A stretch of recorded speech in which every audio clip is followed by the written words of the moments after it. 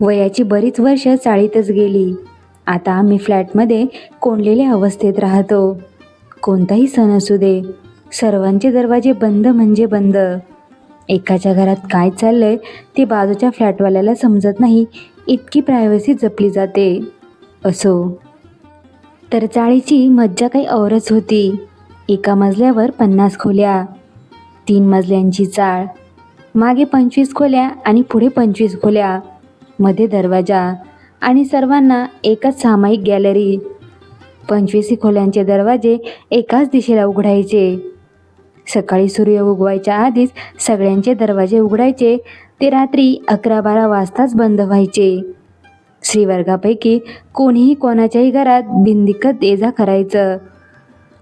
एका शेजारच्या घरातील वस्तू, पदार्थ, जिन्नस एका घरातून त्या घरात बिनदिक्कत फिरायचे.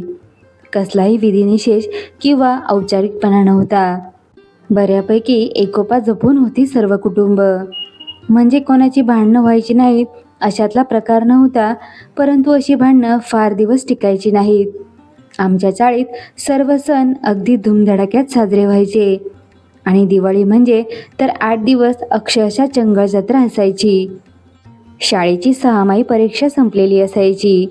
आमच्या आईला मोठे ॲल्युमिनियमचे डबे भरून भरून दिवाळीचे सर्व पदार्थ करायची भारी हौस होती. दिवाळीच्या 8-10 दिवस आधीपासूनच आमच्या आईची वेगवेगळी पिठे, मसाले, रवा, मैदा, तेल, तूप, डालडा इत्यादी पदार्थांबरोबर घनघोर लढाई चालू असायची. बेसन, रवा, मैदा निवडणे, चाळणे अशी कामं चालू व्हायची.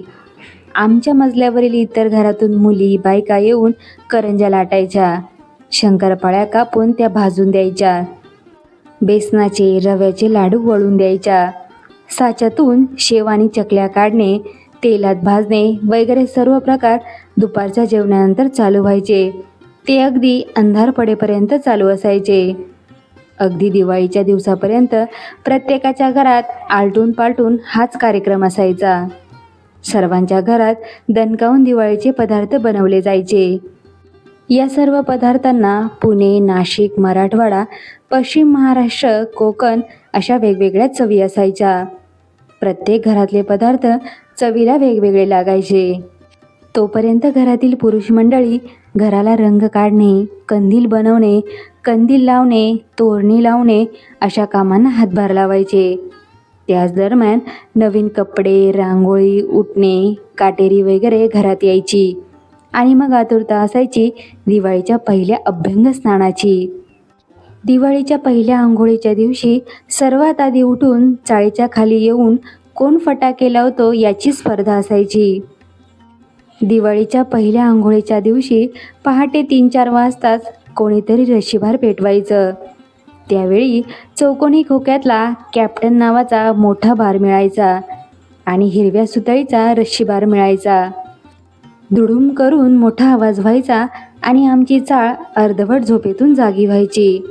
यात आमच्या चाळीत आसोलकर काका मोठ्याने दिन दिन दिवाळी असं ओरडत, त्यामुळे सुद्धा लोकांना जाग येई.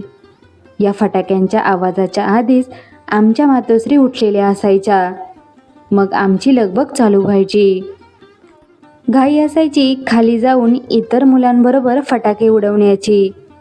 आईने उटणे तयार करून मोरीमध्ये ठेवलेलं असायचं. पटापट दात घासायचे आणि मोरीमध्ये जाऊन अंघोळ करायची यासाठी घाई गडबड व्हायची. मोती साबण वगैरे असली काही थेरं त्यावेळी नव्हती, पण अंघोळीसाठी साबणाची नवीन वडी मिळायची. मग आधी अंगाला उटणं लावायचं, मग साबण लावायचा आणि भसाभसा अंगावर पाणी ओतून घ्यायचं की झाली आमची पहिली आंघोळ. दरवाजाच्या बाहेर उंबऱ्याच्या बाजूला कारेटं चिरटलं की दिवाळीला सुरुवात व्हायची. पुन्हा पुन्हा घरात येऊन फटाके निवडणं, मोठ्या माळा सोडवणं असा आमचा प्रकार चालायचा. लवंगीची माळही सोडून एक एक लवंगी वेगळी करायचो. ताजमहालाची लाल फटाक्यांची माळ सोडवायची आणि एक एक लाल फटाकडी वेगळी करायची. लक्ष्मी बारचं एक एक पाकिट सोडून 5 लक्ष्मी बार वेगवेगळे करायचे. असेच 5-10 चिमणी बार सुट्टे करायचो. आणि मग हे सर्व फटाके, एक माचीस आणि एक दोन उदबत्त्या प्लॅस्टिकच्या पिशवीत भरून चाळीच्या खाली यायचं. गॅलरीतून डोकावून एक दुसऱ्याला पाहून भरभर सर्व मुले आपापले फटाके घेऊन चाळीच्या खाली यायचे. आणि मग 1.5-2 तास अखंड फटाक्यांचा कडकडाट चालू राहायचा.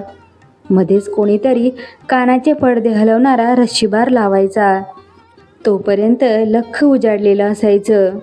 हातात फटाक्यांच्या पावडरचा चंदेरी चढलेला असायचा. मग पुन्हा घरात एंट्री मारायची, हातपाय धुवायचे आणि चहा नाश्ता करायला बसायचं. आठवडाभर दिवाळीच्या पदार्थांचा वास नाकात बसलेला असायचा. त्यामुळे दिवाळीचे पदार्थ खायची इच्छा व्हायची नाही. अगदीच नाईलाज म्हणून 2-3 चकल्या कुस्करून चहात बुडवून खायच्या, हेच एक आवडीचं खाणं होतं. दिवाळीला मिठाई वगैरे प्रकार त्यावेळी फारसा प्रचलित नव्हता, किंवा आम्हाला तेव्हा कोणी मिठाई देत नव्हतं असं देखील असू शकेल. सकाळी साधारण 9-10 वाजताच संपूर्ण चाळ लखलखीत सजलेली असायची. सर्वांच्या दरवाजात मुली आणि बायका रांगोळी घालत असायच्या. लाडू, करंजा, शंकरपाळे, शेव, चकली, चिवडा, अनारसे इत्यादी पदार्थांनी भरलेली ताटं या घरातून त्या घरात पोचती केली जायची. या देवाणघेवाणीतच दिवस मावळतीला लागायचा. संध्याकाळ होताच कंदील, दिवे आणि रंगीबेरंगी तोरणांनी आमची चाळ उजळून निघायची. एखाद दुसरा कंदील वेगळा असायचा, नाहीतर आमच्या चाळीमध्ये एकाच प्रकारचे कंदील आणले जायचे. दिवाळीच्या दिवसात आमच्या चाळीतील दिव्यांचा लखलखाट मन वेधून घेतो. इतकं सुंदर दिवाळीचं दृश्य असतं आमच्या चाळीचं. सायंकाळी गॅलरीमध्ये पुन्हा मुली आणि बायका नव्याने रांगोळी काढायला बसायच्या. विविध रंगी दिव्यांनी आणि कंदिलाच्या उजाडात आमची गॅलरी आणि संपूर्ण चाळ उजळून निघालेली असायची. अंधार पडल्यानंतर पुन्हा एकदा चाळीच्या खाली आमच्या मुलांत फटाके उडवण्याची स्पर्धा लागायची. अभ्यंगस्नान, पहिली अंघोळ, नरक चतुर्दशी, बलिप्रतिपदा, दिवाळी पाडवा, भाऊबीज या सर्व दिवसात दिवसभराचा कमी अधिक प्रमाणात हाच कार्यक्रम असायचा. आमच्या घरात पाहुण्या रावळ्यांची अखंड ये-जा असायची. आमच्या संपूर्ण एरियात सर्व चाळींमध्ये अशी दणदणीत दिवाळी साजरी व्हायची. प्रत्येकाच्या घरातून दिवाळीचा आनंद आणि उत्साह अगदी ओसंडून वाहत असायचा. दिवाळीचा हा आनंद 8-10 दिवस अखंड ज्योतीप्रमाणे प्रत्येकाच्या चेहऱ्यावर लखलखत असायचा. दिवाळी दिवाळी म्हणून जी म्हणतात ती या आमच्या चाळ संस्कृतीत आनंदात आणि उत्साहात साजरी केली जायची. घरात वडील एकटे कमावणारे होते आणि त्या एकट्या माणसाच्या कमाईत आम्ही दणदणीत दिवाळी साजरी करायचो.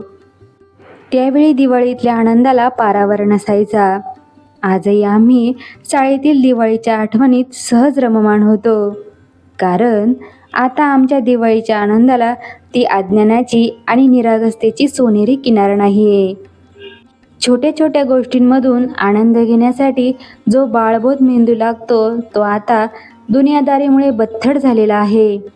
फटाक्यांच्या मोठ्या आवाजामुळे आता कानाला त्रास होतो. दिवाळीचे पदार्थ बनवण्यासाठी आता वेळही नाही आणि खाण्याची फारशी इच्छाही नाही. पूर्वी मी छान रांगोळी आणि चित्र काढायचो. पाठदुखीमुळे आता जमिनीवर बसून रांगोळी काढणं कठीण झालंय. नवीन कपड्यांचं अप्रूप राहिलं नाहीये. आता फक्त मला दिवाळीतील दिव्यांची रोषणाई आणि लखलखाट आवडतो. बंदिस्त फ्लॅटमध्ये शांतपणे बसून राहणं हेच आता दिवाळीतलं काम आहे. डोक्यात वेगवेगळे विचार येत राहतात आणि मग हमखास आठवते ती आम्ही लहानपणी साजरी केलेली चाळीतली दिवाळी.